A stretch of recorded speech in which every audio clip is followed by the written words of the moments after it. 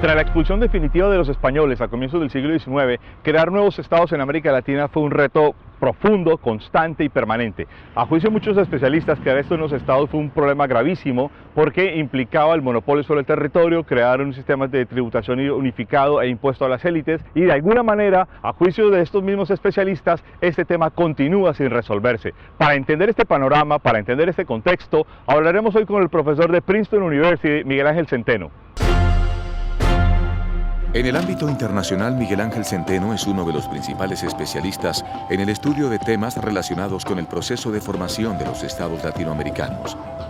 Este investigador de la Escuela de Asuntos Públicos e Internacionales, Woodrow Wilson, de la Universidad de Princeton, incluye en sus trabajos temas como la política, la economía y la historia militar.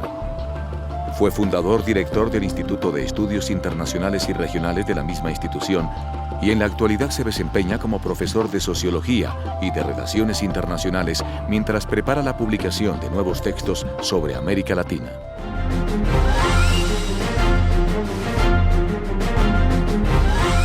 Profesor Miguel Ángel Centeno, muchas gracias por estar con nosotros en este programa de Hechos y Relatos de Nación. Comencemos nuestra conversación sobre el bloque de las guerras de independencia. ¿Cuáles cree usted que fueron las principales lecciones que dejaron las guerras de independencia para el continente, para el área subcontinental de Hispanoamérica, frente a lo que había sido el Imperio Español? Bueno, primero, muchísimas gracias por la invitación. Es un encanto poder platicar con ustedes. Primero, creo que aún con el Bicentenario tenemos que tener mucho cuidado y hablar de lecciones de las guerras de independencia, de un proceso uniforme por toda la región. Creo que el tiempo, vamos a decir, de 1810 a 1830, tanto depende de dónde uno está. Lo que pasa en Argentina es completamente diferente de lo que pasa en Chile, lo que pasa en Colombia, lo que pasa en México. Y hay que tener un poco de cuidado de no tratar de una historia regional o continental, cuando de verdad son historias particulares y nacionales. Ahora, haber dicho eso, creo que la lección más importante es que hay que tener mucho cuidado con el desorden.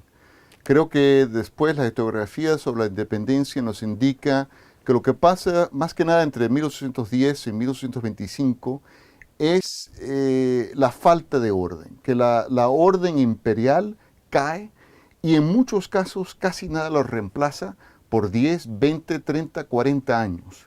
Que lo que aprendemos en ese periodo no es tanto algo sobre la revolución, sobre la independencia, sino la caída de una orden social, la caída de una orden política, la caída de una orden económica, obviamente, y que eso tiene sus propios peligros, y que de ahí surgen muchos de los problemas con los cuales los países de América Latina todavía están viviendo hoy. En ese contexto uno podría quizás pensar, por lo que usted mismo ha dicho, que ahí queda un vacío, que a veces no es claro cómo se afronta. Si había o no una especie de capacidad de los grupos, de los líderes, de quienes asumen el poder de alguna manera, de responder al reto de crear instituciones nuevas, instituciones estatales digamos, con habilidad, por lo menos en esa primera mitad del siglo XIX. Depende, de nuevo, depende de caso, pero creo que se puede hablar de una falta de capacidad política en esos líderes. Líderes con un talento militar increíble, líderes con una visión política también ambiciosa, pero con una capacidad de liderazgo, una capacidad institucional para manejar cosas que no era tan bien desarrollada. Creo que podemos hablar con todo respeto a los libertadores, que estamos hablando de personas que funcionaban mejor como rebeldes que como gobierno. Y hay muy pocos casos que vemos que alguien puede bajarse del caballo, vamos a decir, y asumir la silla presidencial con la capacidad política, la capacidad institucional que se requería. Ahora, también hay que tomar en cuenta que la situación que se confronta a cada uno de estos individuos es muy, muy difícil. Es posible que nadie hubiera tenido la capacidad para manejar el desorden que pasa en América Latina durante esos años. Pero más que nada lo que vemos con muy pocos casos, Santander quizás siendo una gran excepción, que no tienen esa capacidad para poder gobernar y organizar, no tienen la misma capacidad que tenían para organizar y gobernar que tenían para luchar contra los españoles. Es decir, no tienen la capacidad de reemplazar las instituciones que el imperio había dejado, las instituciones que destruyen en las guerras de independencia. No hay un reemplazo de esas instituciones. No hay. Es que esas instituciones desaparecen en muchos casos y en algunos casos, por ejemplo, en el caso del Perú, en el caso del Río de la Plata, nada los reemplaza por décadas. Y entonces, ahora, uno puede decir, ¿eso hubiera sucedido con otros líderes o fue una falta de capacidad individual y personalidad? Ahí no le puedo decir. La situación era muy, muy difícil, pero casi ninguno de ellos pudo confrontarse con ella. ¿Podría pensarse que de alguna manera la incapacidad, por ejemplo, para derivar de las guerras de independencia una institucionalidad estatal, una centralización del poder efectiva, un cobro de impuestos efectivos sobre las élites, una capacidad de soberanía sobre el territorio, influye sobre esa falta de institucionalidad, influye de una manera, digamos, absolutamente destructiva que impide además tener ejércitos permanentes, armadas, que fueran capaces de mantener un control sobre el mar de forma permanente? Es que no podemos hablar simplemente de la falta de capacidad. Es que tenemos que también entender que el imperio no deja muchas instituciones, que el legado del imperio español es bastante débil. Existen legados culturales, existen algunos legados institucionales, pero no existe, el imperio es un imperio frágil, el imperio es una institución de control político y económico bastante frágil. Entonces no solamente que ha caído eso, sino que lo que había caído no era tan poderoso. Y entonces los retos que se presentan a estos señores son demasiado grandes. No pueden construir sobre lo que había pasado antes.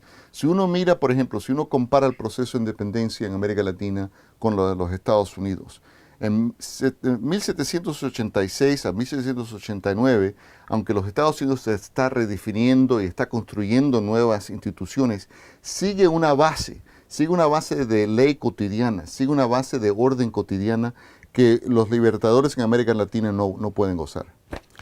Ahí podríamos pensar que la falta de una institucionalidad militar, en el caso quizás de Colombia, aunque no en el caso, por ejemplo, de Venezuela, pero sí otros casos parecidos, como el de México, donde se supone que había una presencia militar, pero en el fondo no la había, porque usted mismo acaba de decir que no había una presencia fuerte del Imperio Español.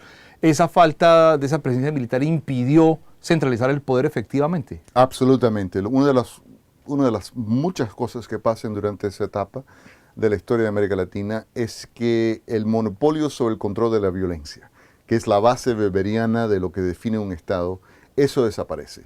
Ningún actor, con varias excepciones, puede decir que en un territorio definido solamente un actor tiene control sobre la violencia y lo militar. Y más que nada, no es simplemente la falta de capacidad de las mismas instituciones del Estado, sino que hay otros actores sociales, hay otros actores políticos que también tienen esa capacidad militar. Y la cuestión no es tanto la capacidad, sino el monopolio sobre el control de la violencia. Y ahí es algo que, de nuevo, en algunos casos en América Latina todavía estamos viviendo con eso.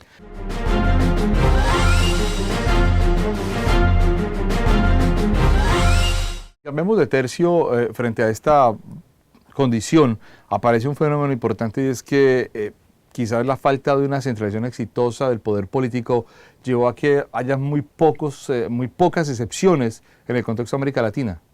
Sí. El gran caso es el caso de Chile. Y creo que ahí es muy interesante tratar de analizar por qué es que Chile es tan excepcional. Y hay varios candidatos. Parte es porque la élite es muy unida.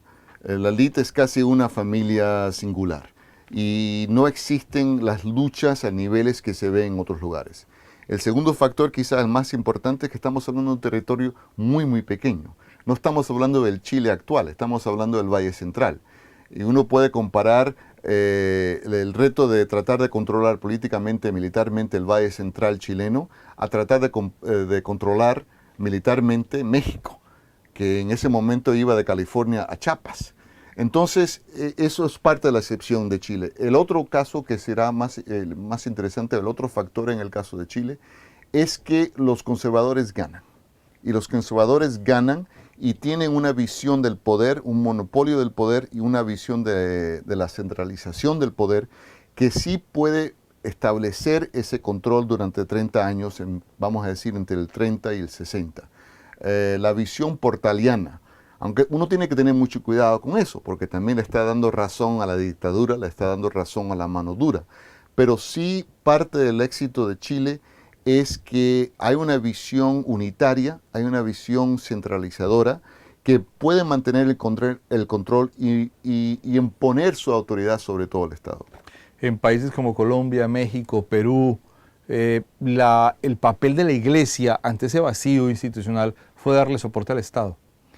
Depende del caso y depende de la relación entre el Estado y la Iglesia, porque no vamos a olvidarnos que durante gran parte del siglo XIX muchos de estos estados dependen del régimen y la Iglesia están en una lucha abierta.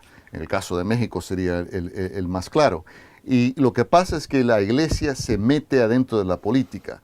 La Iglesia no se ve como una institución neutral, la Iglesia no se ve como una institución simplemente social, sino la Iglesia se ve como un actor micropolítico que le da apoyo a una facción o la otra. Entonces eso complica, el Estado no puede simplemente contar con la Iglesia como una institución que le ayuda a manejar la sociedad, que le ayuda a comunicarse con la sociedad. La Iglesia se convierte en un actor en sí misma, un actor político. Vamos a tener un escenario por partes, unas guerras de independencia que no necesariamente derivan en un Estado central por la falta de control del monopolio de la violencia, por la falta de cobro de impuestos a las élites, por la falta de una especie de imposición de soberanía territorial. A la vez la Iglesia no logra tampoco llenar ese vacío de poder, hay un vacío de poder y un vacío institucional que se gasta toda la primera mitad del siglo XIX y esto empata con las guerras civiles del siglo XIX.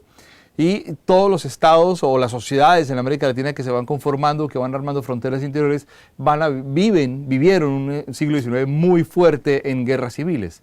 Pero hay una gran característica, es que todo el siglo XIX y todo el siglo XX, las guerras internacionales de América Latina son muy escasas. ¿Por qué?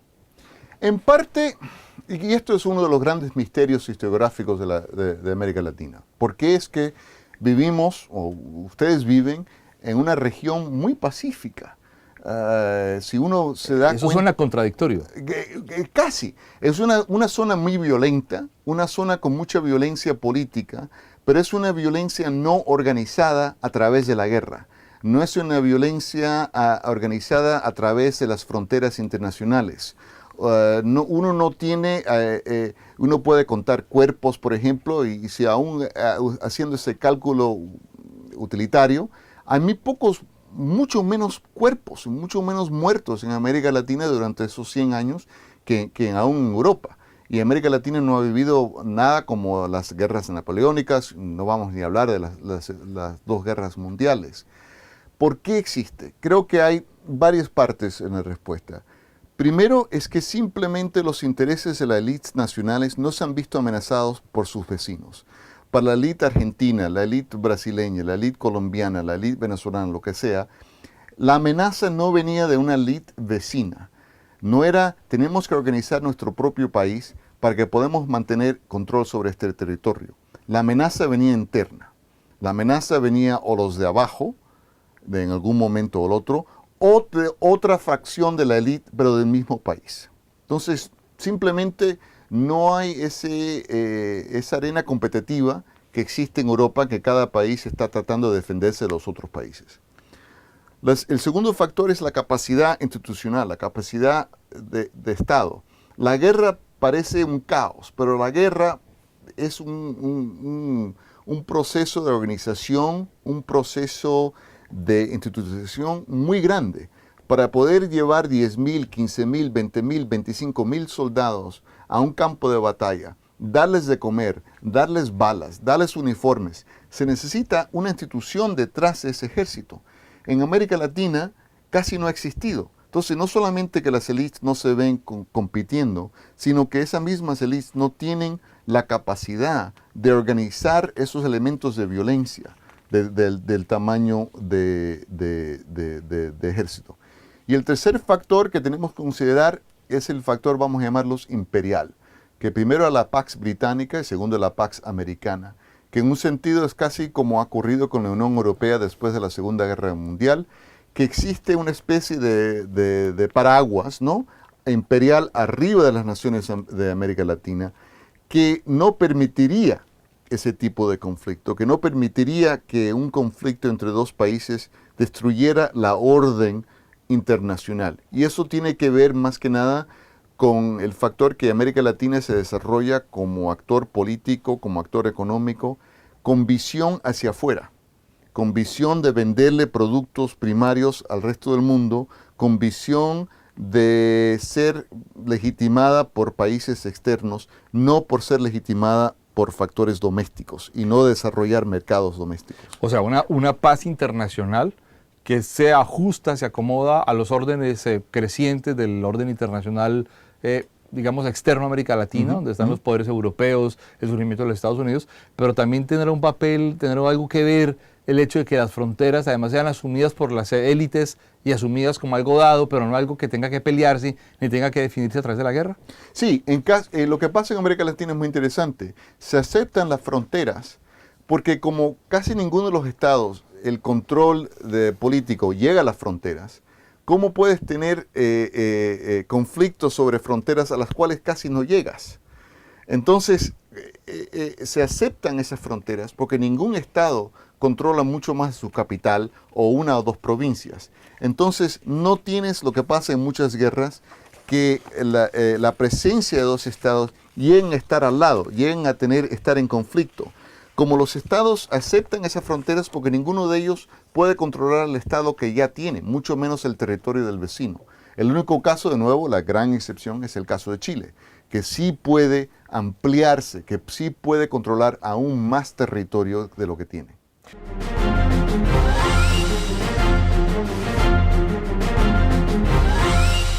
Uno puede leer en ese contexto algo que muy seguramente usted lo ha afirmado en algunos de sus trabajos, y es que este siglo XIX y la escasez de guerras internacionales, estas fronteras definidas por herencias más jurídicas que bélicas, son la perpetuación de una especie de dependencia. Y claro, en ese contexto uno podría decir que desapareció el Imperio Español, pero aparecieron varias metrópolis para gobernar América Latina: Washington, París, Londres e incluso Madrid. Sí, que América Latina en un sentido, y esto es parte de la tragedia de América Latina, nunca ha sido un continente en sí mismo. Siempre ha sido casi una parte pequeña en muchos casos, de otros imperios, de otros círculos políticos. El centro político de verdad no ha sido, ni el centro económico ha sido en América Central o América Latina, sino el centro del poder siempre ha estado afuera, sea económico, poniendo los precios del cobre, poniendo el precio del café, lo que sea político, dándole razón, dándole legitimidad, dándole poder. América Latina en un sentido nunca ha sido ama de su propio destino, siempre ha sido parte del proyecto de otros. Y en esa medida, ¿qué papel juega la deuda externa históricamente frente a la construcción del Estado?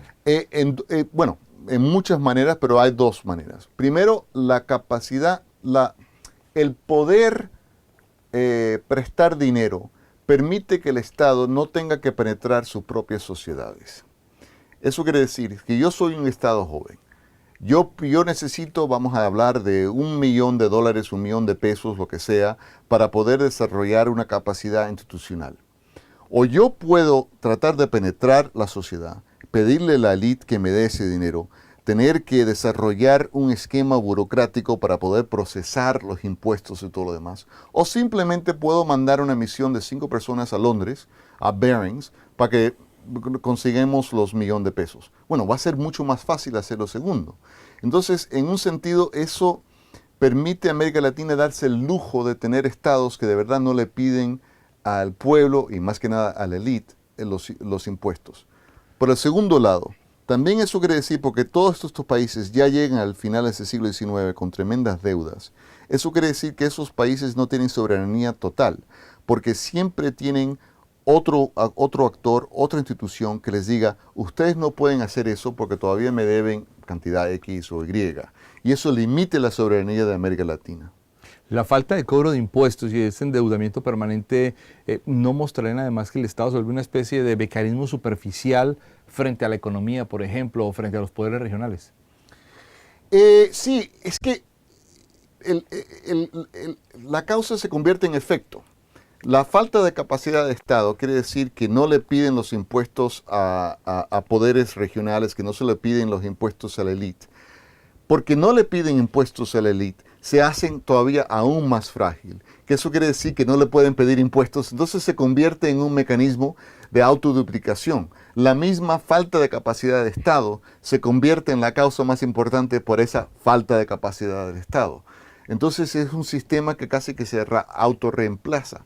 Cada década se hace el Estado más débil, más dependiente y también se acostumbra una élite, se acostumbra una sociedad a no tomar ese Estado en serio, a simplemente pensar no van a poder hacerlo. Yo puedo desafiar al Estado, yo puedo no pagar mis impuestos, yo puedo no seguir las reglas del Estado, yo puedo no obedecer la palabra del presidente y no me pasará nada.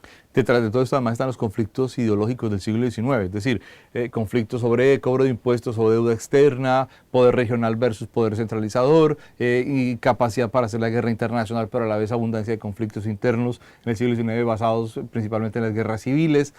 Ahí se conforman una especie de orientaciones ideológicas muy representadas bajo dos etiquetas generales que son las de centralistas versus federalistas.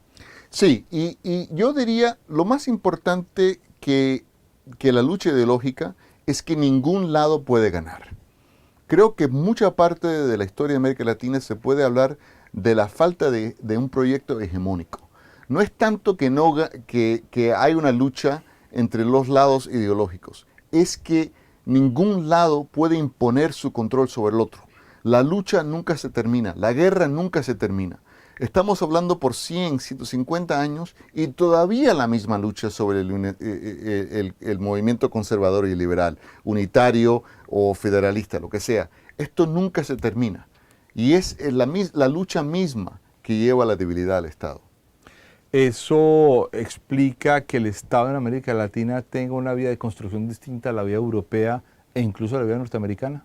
Absolutamente. El Estado en América Latina se construye no como un proceso orgánico, un proceso doméstico, un proceso que el Estado surge de la victoria de una élite contra otra élite. El Estado más que nada surge después del 1850-60 como un mecanismo facilitador para poder mantener el flujo de algún tipo de producto al mercado externo.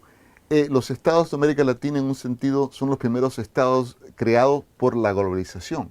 Son estados que no crecen de sus raíces, de sus propias raíces, sino que casi aparecen como los socios de un capitalismo global que necesita la orden mínima para poder mantener que los plátanos, que el café, que el cobre, que lo que sea, pueda salir del país y llegar a los mercados externos. Esto permite ratificar cierto mantenimiento bicentenario de la excepcionalidad latinoamericana, de la paz internacional versus el conflicto interno de manera constante. Creo que los dos van, ¿no? Que la falta de capacidad institucional, que la falta de la guerra internacional, que la violencia cotidiana pero nunca catastrófica, con algunas excepciones obviamente, como la guerra de Paraguay y todo lo demás.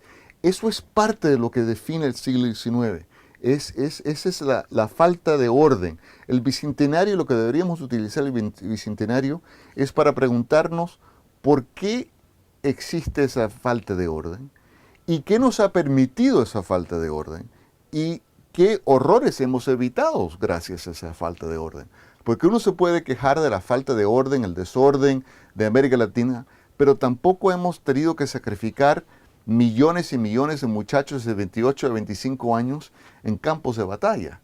Entonces hay dos lados que podemos ver esto. Por un lado podemos ver la incapacidad de América Latina de hacer este tipo de cosas. Por el otro lado podemos decir también América Latina quizás sea un ejemplo al mundo. Y la paz de América Latina quizás sea algo que podemos contribuir, ¿no? Usted mencionaba una de las guerras importantes internacionalmente en América Latina, que son las guerras que se han dado en el Río de la Plata. ¿Qué las hacen distintas? ¿Qué las hacen importantes en el contexto de América Latina?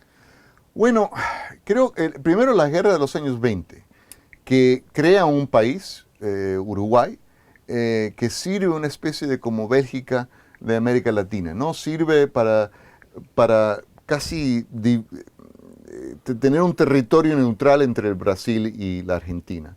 Las guerras de los años 20 también,